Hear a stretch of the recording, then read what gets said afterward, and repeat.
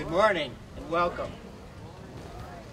I'm Bob Simmons, Mayor of the City of Walnut Creek, and on behalf of the City Council, I want to welcome you to this special Memorial Day observance.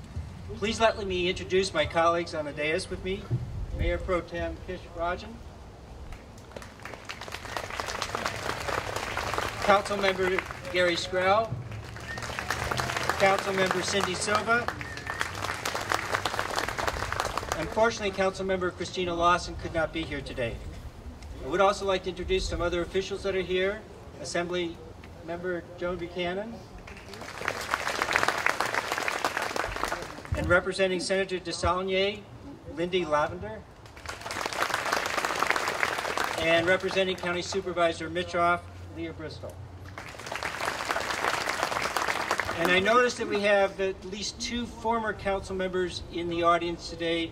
And if you would just stand for a second, Lynn Leach and Charlie Abrams. And I hope I didn't miss somebody. We will begin with the presentation of the colors by the California State Army Honor Guard and the playing of the national anthem by the Walnut Creek Concert Band. Mayor Pro Tem Rajan will then lead us in the Pledge of Allegiance, and Reverend Dwayne Michael of the John Muir Medical Center will deliver the invocation. And then I will return to offer some opening remarks and introduce our keynote speakers. Please rise for the presentation of the colors, and veterans and active duty personnel not in uniform may now render the hand salute.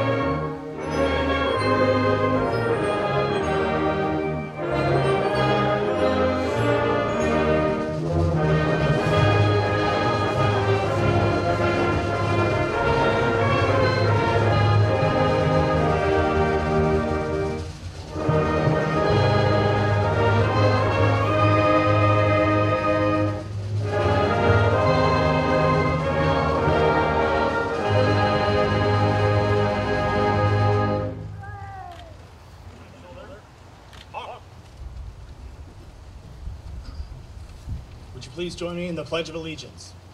I pledge allegiance to the flag of the United States of America and to the republic for which it stands, one nation under God, indivisible, with liberty and justice for all.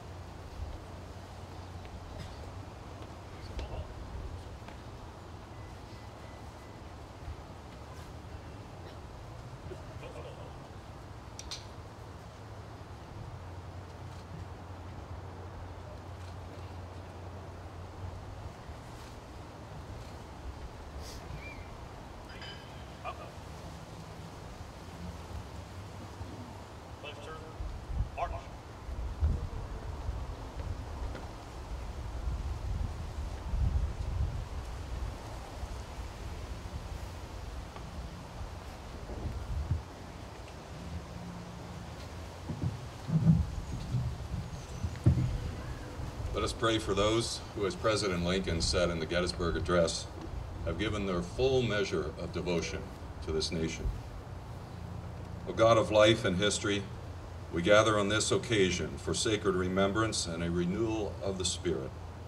We remember with a sense of gratitude and humility the thousands upon thousands who have died in this nation's wars and conflicts. We come to renew our resolution to make of their deaths a meaning that shall be for the peace and justice and the birth of a new hope in the earth. Bless this day as it gives us permission and calls us to linger with and embrace the meaning of the deaths of our loved ones, our sons and daughters, our husbands and wives, our brothers and sisters, our fathers and our mothers. We give thanks for the privileges of life and for this great country, where we enjoy the freedom of speech, religion, and the pursuit of happiness. In closing, we give thanks that these sacrifices inform our roles as individual citizens and as families in cities like Walnut Creek and across our great country as we form our future role in the world. Amen.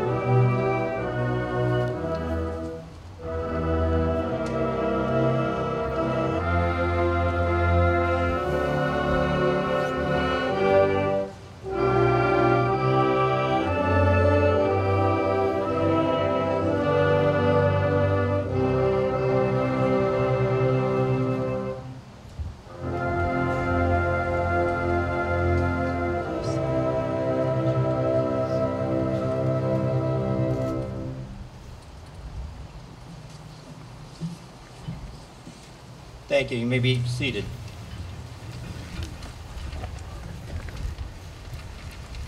What we now describe as or know as Memorial Day was originally established as Decoration Day, and it was established and proclaimed 3 years after the end of the Civil War. It was first observed on May 30th, 1868, when flowers were placed on the graves of Union and Confederate soldiers at Arlington National Cemetery in Virginia. By 1890, all of the northern states had officially recognized the date, but the southern states did not until after World War I, when the day was changed from honoring those who died in the Civil War to honoring all of those who had died in fighting in any war. And then in 1971, Congress passed the National Holiday Act, and Memorial Day is now observed on the last Monday of May. In this ceremony, we honor all military personnel who died while serving their country. We honor them from all branches of services and from all conflicts. We can never take for granted the sacrifices made by these special Americans. We welcome those of you who are with us here today to honor and remember those heroes who are no longer with us.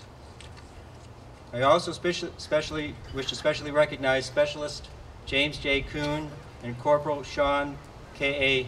Langevin, two of Walnut Creek's own, who gave their lives in the service of their country. In the grove of trees next to the city's Veterans Memorial Plaza, there are plaques dedicated to their memory. Please visit those plaques and pause for a moment to honor their commitment and their sacrifice to their country. For 24 years, our city has hosted this special ceremony on Memorial Day to honor and remember those American military personnel who gave their lives in the service of our country and to preserve our freedoms. And it is very important that we as a community continue to hold this Memorial Day observance to honor these brave men and women.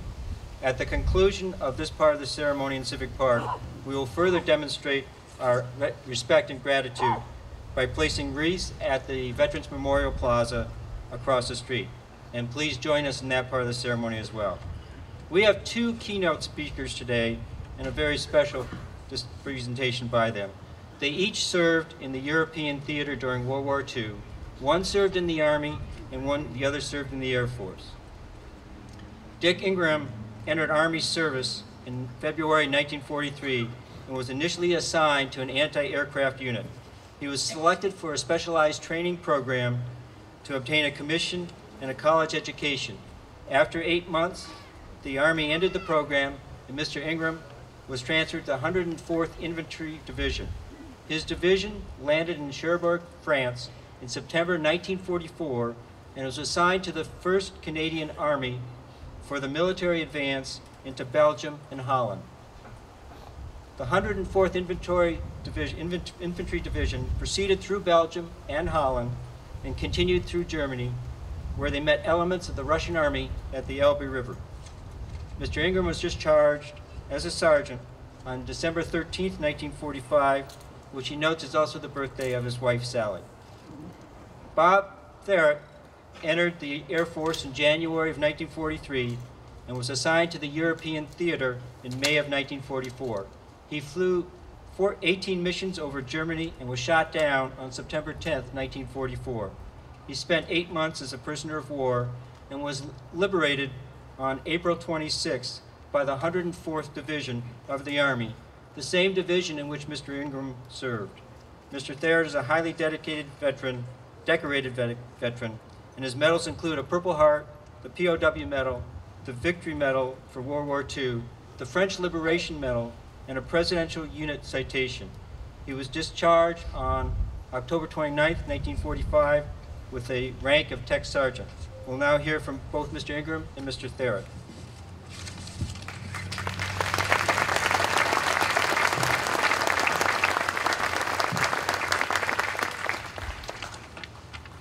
Yeah, over the years, a lot of people have asked me about my experiences. Well, recently my dentist was fixing a bridge for me here in Walnut Creek. So he had state-of-the-art CAD/CAM operation, computer-assisted manufacturing of bridges. So then he had been a dentist in the Iraq theater, and he said, Dick, what kind of dentistry did they have when you were in the service? So I told him. I said we'd been pulled back from the Roar River we were holding there, waiting to go across. And we went back for 10 days R&R, and when we got there, I said, well, we got to check you out. So we're going to have you go through a dental exam here. So I was directed to a chair, which had a kind of contraption on it, like a bicycle. And it turned out that that bicycle was the power that was going to supply the dentist drill. So no Novocaine. Fortunately, I had a high threshold of pain, so I got through the ordeal. But the dentist said, okay, soldier, start pumping. So when I told my dentist that story, he said, well, I think we come a little ways since then in the Army medical practice. And then another acquaintance of mine, my winemaking partner, Bob Hussey, asked me one time, hey, when you're over in Germany, did you ever get a chance to taste any of that German wine? And I said, yeah, we did. When we were in Cologne, we were in the suburb of Cologne, somebody discovered a winery. And so the word got around, and we had a big long line waiting to get a ration of that good, fruity Gewürztraminer. I don't know how many of you are familiar with Gewürz, but it's really a nice fruity wine. Something that I make here locally. Anyway, we all lined up, and about the time it came my turn to get some wine in my canteen cup, and ME 109 came strafing overhead. And of course, he was so low that he couldn't do any damage, because had he tipped his guns down, he would have crash landed. So he kept them a little high. Nobody was hurt, but everybody dispersed, and then we all reformed and got our rations. When after we get the after we get the order to move out across the Rhine, we moved across the Rhine on a pontoon bridge just about 6 miles north of Remagen. And then we traveled about 175 miles in 15 days to the Mulde River. We were on the west side of the Mulde. Russians were then on the east side. And it was arranged that we did not want to get the two forces together because things might disintegrate there. So we took the 415th was actually the regiment that took the town of Bitterfeld, and that's where Bob Tharratt was liberated. We had units of the 413th, which I was part of, and that was helping in the liberation of Bitterfeld. Anyway, during that arrival on the Mulde River, there were a lot of POWs, American POWs, that were trying to escape from the Russians, and they wanted to come back to our side. So they appeared, and we tried to feed them rations, you know, our rations. But they were so strong that people had trouble, and they started vomiting and throwing up, so we discontinued that. And one of the, another interesting thing was one of the German POWs approached me, and he could speak English. And he said, Sergeant, why don't you give us some weapons, and we'll help you fight the Russians? So I said, oh, no, the Russians are our friends. So he laughed, and he said, you will see. Well, he was right, because that was a little later on the Cold War started. We were selected to make the invasion of Tokyo Bay. We were the second wave and First Army there. And that was, I think, scheduled for March 46. We were Operation Coronet. There was an Operation Overlord that had been committed in the southern, was going to be committed in the southern islands, but we were committed to Tokyo Bay. And during those operations, there were estimated to be about 1 million people, 1 million servicemen that were going to be either casualties, dead, or wounded. And of course, the number of Japanese were probably 3 times that. So it never happened because we were shipped back. We found this out as we were arranging to board trains. We were aboard a 40 and 8, that's 40 men and 8 horses on a railway carriage. Went back to Le Havre, boarded the Monterey, got 30 days R&R, reported for San Luis Obispo for intensive training in combat, you know, to refresh in the Japanese style of combat. And lo and behold, the atomic bomb was dropped. So all bets were called off. We didn't have to go. At one time, we thought we might be the occupation army, but that was called off by General MacArthur, fortunately. Anyway, we were disbanded, and as Bob said, I was discharged on the birthday of my future wife, Sally, who's sitting in the front row here, December 13th. And I think it was about maybe 20 years, 30 years later, my son, I guess it was 25 years later, my youngest son came home from school one day and said, you know, Dad, I'm on a debating team at school. And the subject was it proper to drop the atomic bombs? So I said, well, I don't know about that. Let me tell you a little background.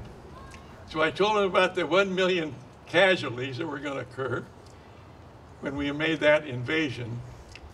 And so I said, I don't think you might be here if those bombs had not been dropped.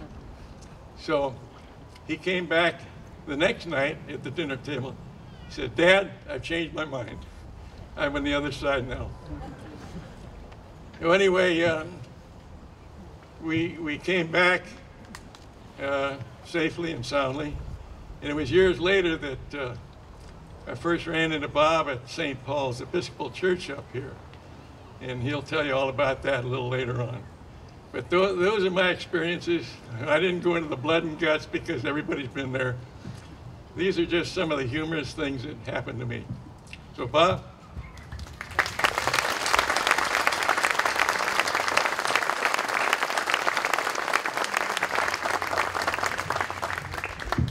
Thank you, Dick.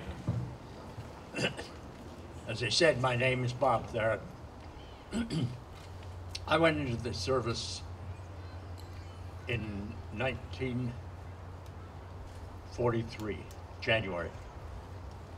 Spent 3 years. All the time I wanted to get into the Air Force because I didn't want to walk. So I went into the Air Force. Ended up in the 96 Bomb Group, 8th Air Force in England, flying missions as a ball turret gunner. When we got together as a crew in Salt Lake City, the process was they'd go to pick up out of a barrel the name of a pilot, then a co-pilot down the line. I was picked for engineer because that was my training, special training on B-17s. So then I got together with the whole crew, and it ended up that because I was the littlest guy on the crew, outside of the bombardier and the radio operator, the pilot said, "You're in a ball turret." I said, no, I'm on the top turret. Yeah. He says, "No, ball turret." What? Anyway, I practiced, and I won't let Gary tell you one of the stories that I told not too long ago about what you have to do if you have to a potty in the ball turret when you were flying at altitude. But anyway, flew missions. Our first mission was on the 13th of June, just after the invasion. And being in the ball turret, I had the sight everywhere underneath. And as we're flying towards France for our bombing mission, we flew over what looked like a road to and from England to France with boats back and forth. It was just absolutely magnificent. I'll always remember. So anyway, we did our missions at different places. We lost engines, came back by ourselves. Luckily, we made it. On our 18th mission, our pilot, first pilot, was in the hospital with pneumonia. So we had a loner pilot. 18th mission was to Nuremberg. Over Nuremberg, we dropped our bombs. We were hit by anti-aircraft fire. We lost 3 engines out of commission. We had one that was working. We knew we weren't going to go very far. I came out of the ball turret and went to the aid of the top turret gunner who had been injured and said he couldn't get out of the turret. And I got to him with the idea of bringing him back to the radio room, giving him first aid. Just as I got to him, the bailout bell rang. I had time enough to fasten the straps on his leg straps on his harness for his parachute, put his parachute on backwards so he could pull the ripcord with his left hand, and threw him out of the plane. I went back myself through the bomb bay radio room, picked up my parachute, and bailed out. We were always told to delay your shoot so that the Germans on the ground couldn't follow you with their rifles. We always asked, well, how do you know how soon or how low you could get before you had to pull the cord? And they, facetiously, the trainer, the instructor would always say, when you could distinguish a cow from a horse. So here's little Bobby Tharratt floating down, fanny first, looking around for a horse and a cow. finally, I saw what I thought was a horse and a cow, and I pulled a ripcord. Well, it turns out, when I tell somebody about that, my opening was anywhere from 15 to 2,000 feet. And very shortly, I hit the ground out in the plowed field near a manure pile. So when I took off my parachute, I stuffed it into the manure pile and took off for a little forest over a way. And as I headed in that direction, I heard voices behind me. And I turned around. Unfortunately, I had landed 1/4 of a mile from a Hitler youth camp. So I have the distinguished for being captured by Hitler Youth. They had knives and guns, and I thought they were going to kill me. And if it weren't for the guards, the German guards that were with them, they probably would have. So anyway, they marched us to another small town. Another gunner had landed on the other side of the camp, so they marched us to a little town out along the way. And the rest of the crew, outside of the fellow that I helped get out of the plane, he was in the hospital. The rest of us, they put in these wood-burning fuel trucks. They were doing fine downhill and on the flat, but as it went uphill, we had to get out and walk. We spent the first night in Nuremberg jail. Next day, they put us on a train, sent us to Frankfurt for interrogation. We were interrogated for 5 days, solitary confinement, each one of us. Gave name, rank, and serial number. On the 5th day, they called me in for interrogation. The fellow pulled a book out and he says, "I have everything on you." He says, "You were born in England," told me, lived in Canada, went to school in Santa Monica, high school in Canoga Park, Southern California. I knew like hell somebody had talked. Well, no. They got all that information from newspapers that they picked up in the United States, shipped to Mexico. Mexico was a neutral country. The German submarines would come in to Mexico, pick up the papers, take them back, and they'd clip out all those little bits about Bobby Tharratt being shot down, Bobby Tharratt getting a medal, so on and so forth.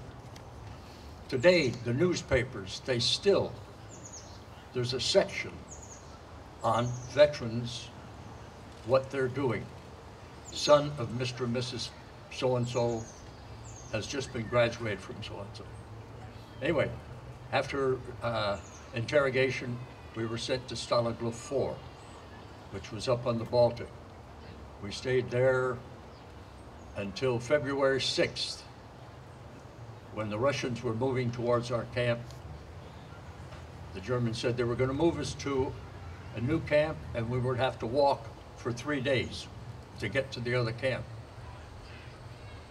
Well, that 3 days lasted 86 days. We covered over 600 miles from way up on the Baltic to just above Leipzig. Went through small towns. We didn't get on any of the highways. We were always backwards. We slept in fields, in woods, in barns, wherever we were at the time. I won't go into the fact as far as food was concerned, which was very little. Well, finally near the end, we hadn't had anything to eat for 3 days, and we'd heard one of the people had heard that the American lines were just 15 miles west of where we were. And the commandant was told that we were going to the American lines. And he said no. And the next morning when we got up, we started walking towards the American lines, not knowing what would happen. Well, we got to the American lines at the Elbe River, the town of Bitterfeld. And with that, as we crossed the bridge on the other side, is the 104th Infantry Timberwolves, Dick Ingram's outfit. Dick, get up here. Happy to liberate you. Hey!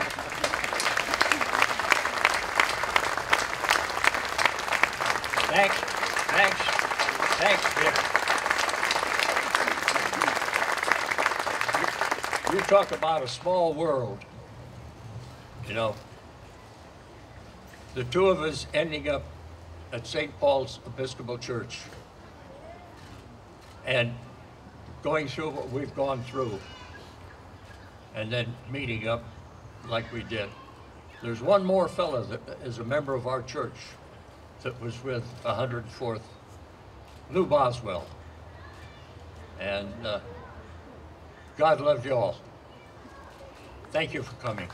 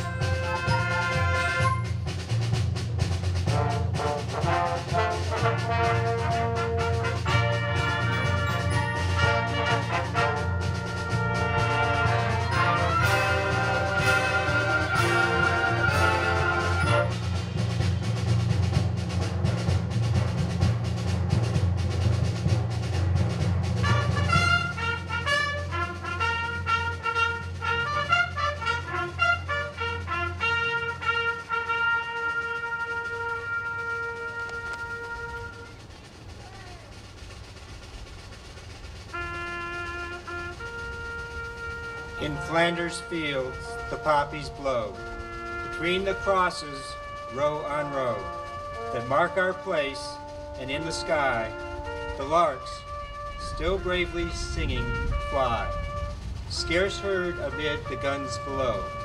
We are the dead. Short days ago we lived, felt dawn, saw sunset glow, loved and were loved, and now we lie in Flanders Field.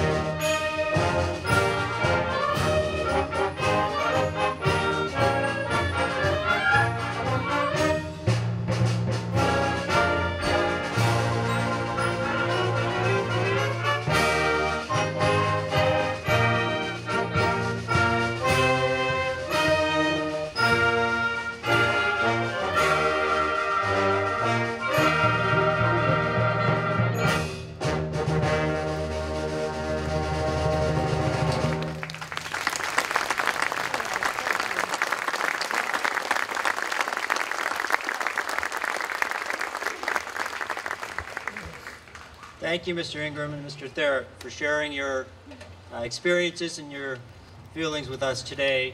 I'm not sure, Mr. Ingraham, I'm going to be able to drink Gewürztraminer again without thinking about your story. And Mr. Tharratt, there's some irony in the fact that you went into the Air Force to avoid walking, but you had to walk, as I think I heard you say, over 600 miles. But I'm sure that last 15 miles of the walk to freedom had to feel pretty good. While Memorial Day is a day to remember and honor those who have died in the service of their country, it is also an appropriate time to express our appreciation to all of the wonderful veterans who have served our country and to those military personnel who are presently serving our country. Please take the opportunity today to meet the veterans in the audience and thank them for their service.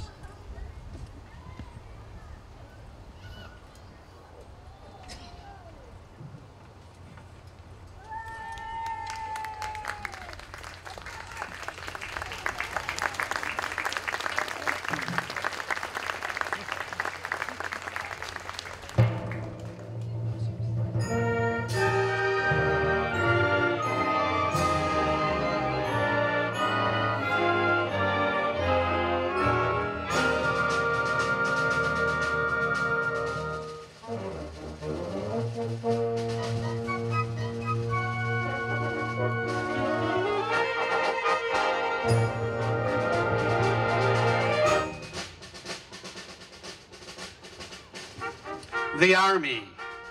Please stand to be recognized.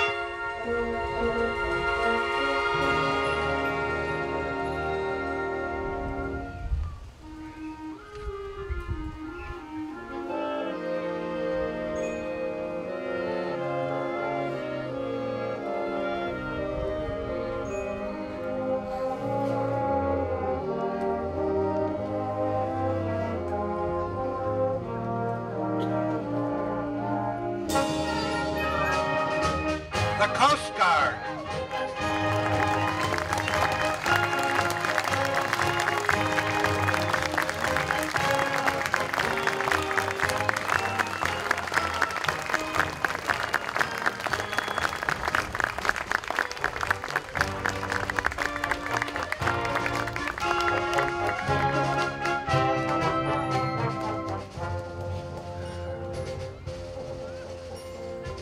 The Marines.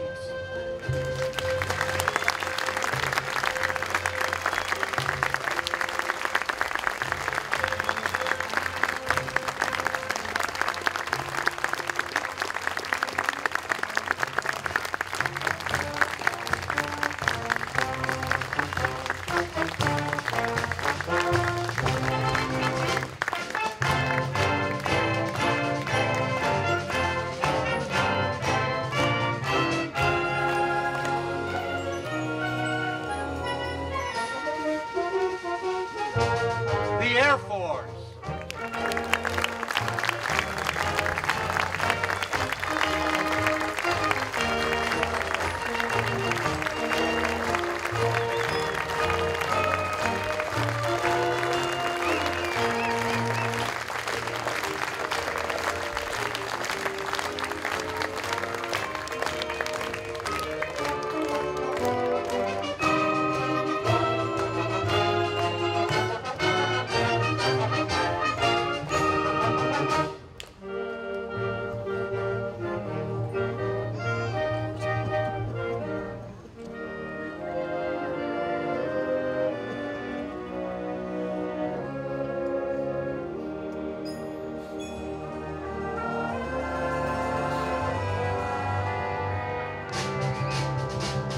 The Navy.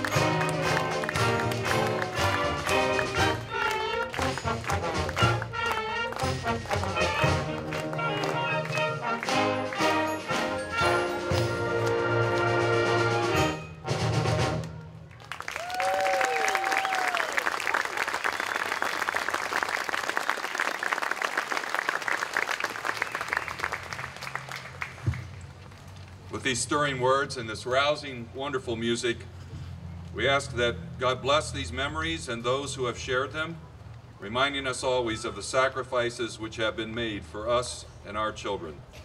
Bless us also with the sense of responsibility that we have to keep these memories alive on Memorial Days and every day to come. May the truth that makes us free, the hope that never dies, and the love that casts out fear lead us forward together in hope, love, and peace. Amen.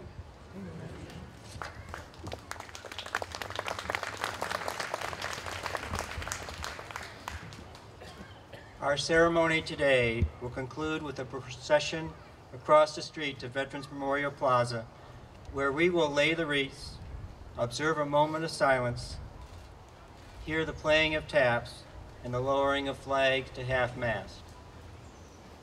There are some veterans and perhaps others in the audience today that have some difficulty or may have some difficulty negotiating or walking through the grass. And there will be some people who will open up the walkway by the park place so that you can more easily participate in that part of the ceremony. This is the 200th anniversary of what some have described as the most forgotten war in our history.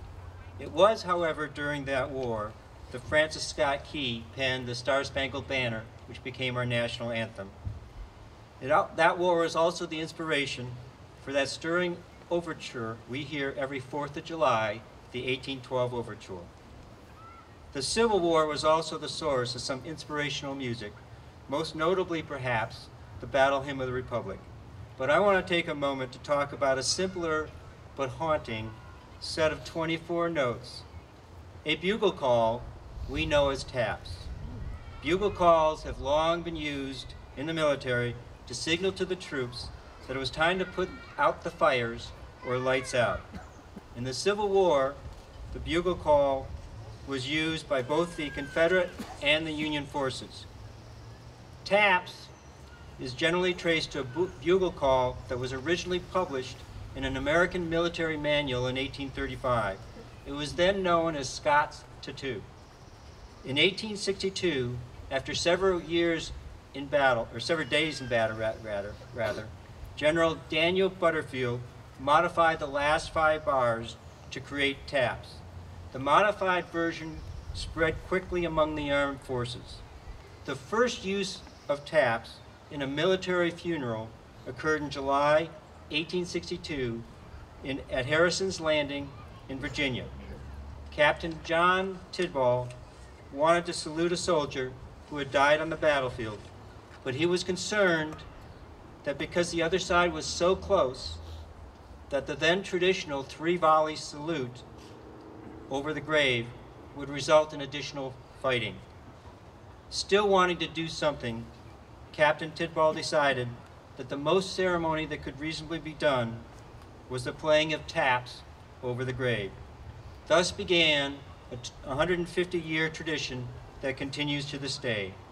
And that first sounding of taps at a military funeral is commemorated in a stained glass window at the Chapel of the Centurion in Fort Monroe, Virginia. And as you listen to taps today, please think about those who have died so that we might be free. Before we conclude today's ceremony, on behalf of the entire City Council, I want to thank the Walnut Creek Concert Band and musical director Harvey Benstein for their appearance here today. Thank you.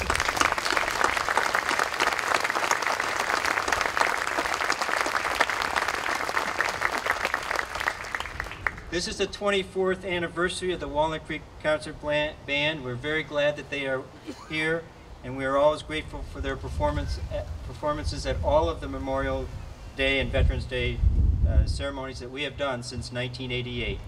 I also want to again thank our 2 speakers, Dick Ingraham and Bob Tharratt, for taking the time to share their experiences with us and their memories. And we are also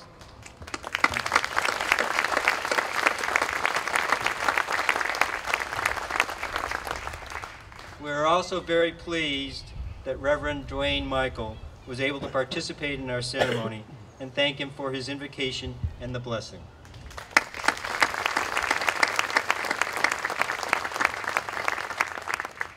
And we are grateful to the California State Army Honor Guard for taking time out of their weekend to be part of this special tribute.